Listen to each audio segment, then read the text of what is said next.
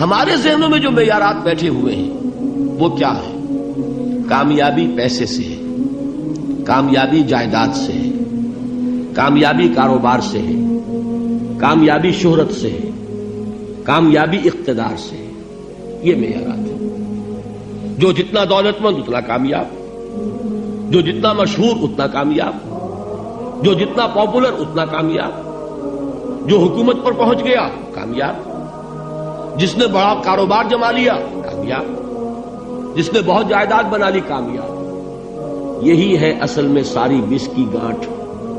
جو تصور کامیابی کا ہوگا اسی کے مطابق آپ کی بھاگ دوڑ ہوگی، اسی کے لیے جد و جہد ہوگی، اسی کے لیے توانائیاں صرف ہوں گی، اسی کے لیے دن رات کی مشقت ہوگی. یہ ہے اصل شے جس کی یہاں نفی ہو رہی ہے.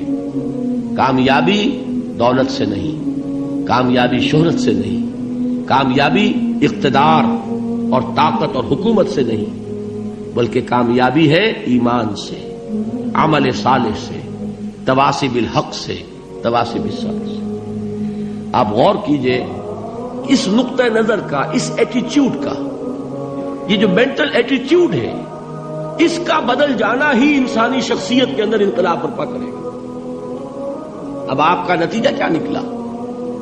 اگر تو دولت سے کامیابی ہوتی تو قارون بہت کامیاب تھا، اگر حکومت سے کامیابی ہوتی تو فرعون اور نمرود بہت کامیاب تھے.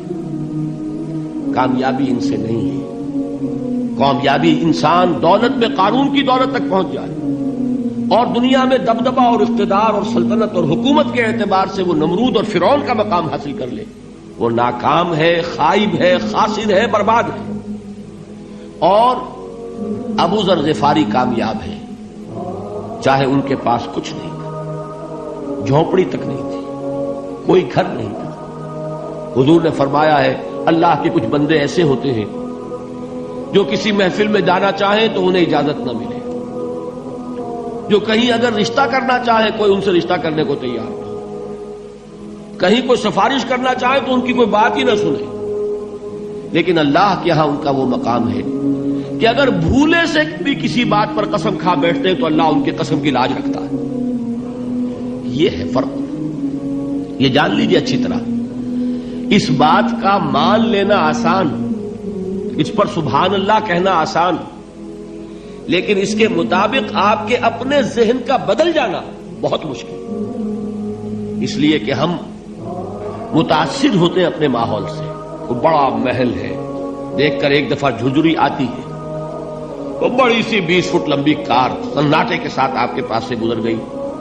ایک دفعہ اعصاب کے اندر ارتعاش ہوتا ہے، محسوس ہوتا ہے بڑے یہ نصیبے والے لوگ ہیں، بڑے خوش نصیب، بڑے کامیاب. حالانکہ کچھ معلوم نہیں کہ یہی سب سے بڑی بد نصیبی ہو سکتا ہے کہ یہی سب سے بڑی ناکامی ہو. اگر ذہنوں میں یہ بات بیٹھ جائے کامیابی کس شے سے. یہی وجہ دیکھیے قرآن مجید میں بارہا آپ دیکھیں اولئک هم المفلحون، یہ ہے لوگ کامیاب ہونے والے. آج یہ آپ نے نماز میں وہ آیات سنی، یا ایھا الذین آمنوا ارکعوا واسجدوا واعبدوا ربکم وافعلوا الخیر لعلکم تفلحون. اے ایمان والو، رکوع کرو، سجدہ کرو، اپنے رب کی پرستش اور بندگی کرو اور اچھے کام کرو تاکہ تم کامیاب ہو جاؤ. تو کامیابی کن چیزوں سے ہے؟ یہ ہے سب سے بڑا سبق. یہ ہمارے دل میں اگر بات بیٹھ جائے، ٹھک جائے، تو زندگی بدل جائے گی. صبح و شام بدل جائیں گے، نقشے بدل جائیں گے، بھاگ دوڑ کا رنگ بدل جائے گا، ویلیو سٹرکچر بدل جائے گا. آج وہ ایک چیز نہایت اہم نظر آ رہی ہے، کل نہایت غیر اہم نظر آئے گی. جیسے کہ حضور کی حدیث ہے مالی ولد دنیا، مجھے تمہاری اس دنیا سے کیا سروکار ہے. انما مثلی کراکب استظل تحت شجرۃ ثم راح فترکها، میری مثال تو اس سوار کی سی ہے جو تھوڑی دیر کے لیے ایک درخت کے سائے میں ٹھہرتا ہے سستانے کے لیے، پھر وہ اپنا راستہ لیتا ہے. اسے اس درخت سے مستقل تعلق اس کا نہیں ہے، وہ اس کا گھر نہیں، وہ اس کی منزل نہیں. اسی طرح یہ دنیا میرا گھر نہیں ہے. اب دیکھیے ہم کہتے ہیں انا للہ و انا الیہ راجعون، ہم تو مسافر ہیں، ہم اللہ کے پاس سے آئے، اللہ کی طرف ہمیں لوٹ جانا ہے. کن فی الدنیا کانک غریب و عابر سبیل، حضور فرماتے ہیں دنیا میں ایسے رہو جیسے کہ تم اجنبی ہو یا راہ چلتے مسافر ہو. لیکن یہ طرز عمل کب ہوگا؟ جبکہ یہ آیت ہمارے ذہنوں کے اندر بیٹھ گئی ہو. والعصر ان الانسان لفی خسر الا الذین آمنوا وعملوا الصالحات وتواصوا بالحق وتواصوا بالصبر. یہ ہے اصل بات جو میں نے عرض کیا تھا کہ میں بتاؤں گا صحابہ کیوں ایک دوسرے کو یاد دلاتے تھے. اس لیے کہ دیکھیے جیسے برف باری اگر ہو رہی ہو، آپ باہر نکلیں گے تو برف آپ کے کپڑوں پر جم جاتی ہے نا، تو آپ جھٹکتے ہیں کپڑوں کو تاکہ برف ہٹ جائے.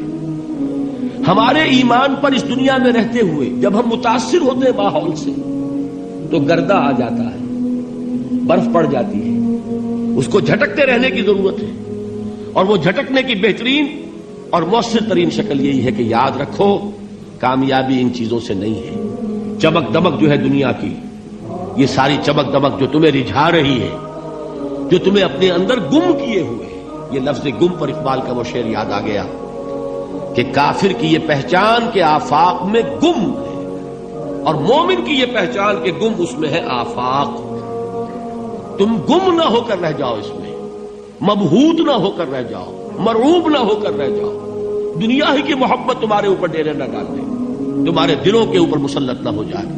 لہذا تازہ کرتے رہا کرو والعصر ان الانسان لفی خسر الا الذین آمنوا وعملوا الصالحات وتواصوا بالحق وتواصوا بالصبر.